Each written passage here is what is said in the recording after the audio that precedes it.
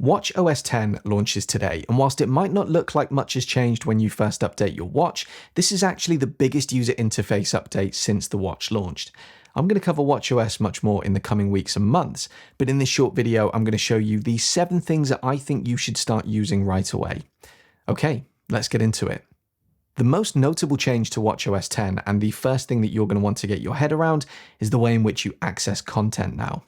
Previously, you'd have your watch face and you'd push the digital crown to then get you access to a specific app on your watch, or you'd tap on a complication like the weather complication, for example, to take you there. You can still do that, by the way. I can tap on this weather complication to go into the weather app. But in WatchOS 10, you simply turn the digital crown to take you into your smart stack. The idea here is that most of what you want to view on your watch consists of snippets of information most of the time rather than full apps. The weather, for example, you don't need to tap fully into the weather app. You'd probably be fine with a little snippet of data to tell you what's going on in the coming minutes and hours, and then you can jump into the full app or grab your phone if you want to know more.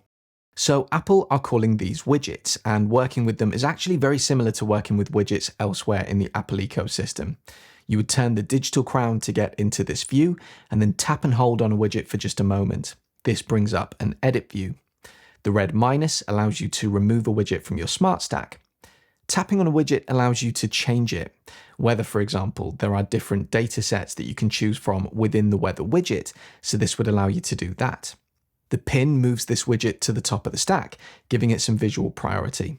You can pin more than one widget, but obviously it's going to be a bit pointless if you pin everything, so I would only use this for the stuff that you're really interested in.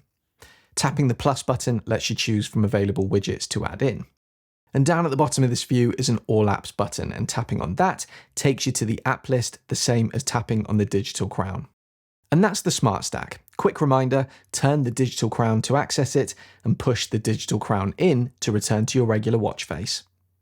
A change that you'll notice when you start to dig into some of the apps on your watch is that many of them have had a full redesign, making them full screen and applying some of the design language from the other Apple products. So here, for example, the Sleep app gives much more rich, detailed information that you can scroll through. The Weather app looks beautiful now with clear, easy to view information on each page as you scroll through. Activity now gives you full screen information for each of the different rings, letting you drill down into the information right from your watch. Mindfulness now includes state of mind, which I'll talk about separately in a moment, but it looks great. The world clock actually makes sense as you can scroll through your day and see night and day in relation to your current time zone. Previously on Watch, if you wanted to access the control center, you'd swipe up on the screen, which some people found fiddly and awkward. On WatchOS 10, you just tap the side button. Tap it once to access control center, tap it again to close it. It's easy, quick, and feels much more deliberate this time around.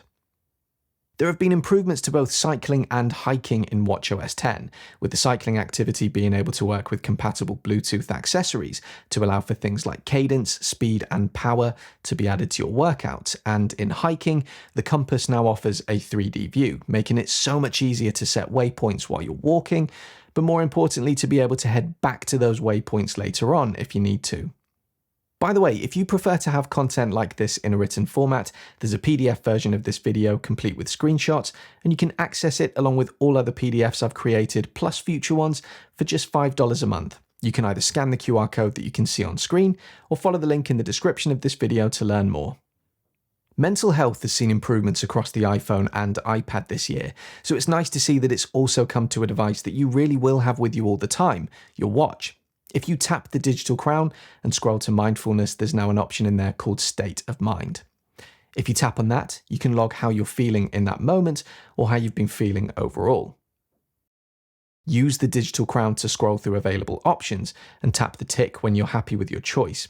There's also a back button if you wish to go back. You can continue working through, choosing factors that are impacting your mood, and even adding context if you like. You'll be asked if you'd like to set a reminder up to track your mood on a recurring schedule, which is how I'm going to be using this personally, and your watch will then remind you twice daily to pause and reflect. Over time, this creates really useful data, which you can view in the Health app on your iPhone or now on your iPad. Offline Maps is a feature that's technically come to the iPhone, but because your watch is connected to your iPhone, it's a feature that can massively benefit watch owners as well.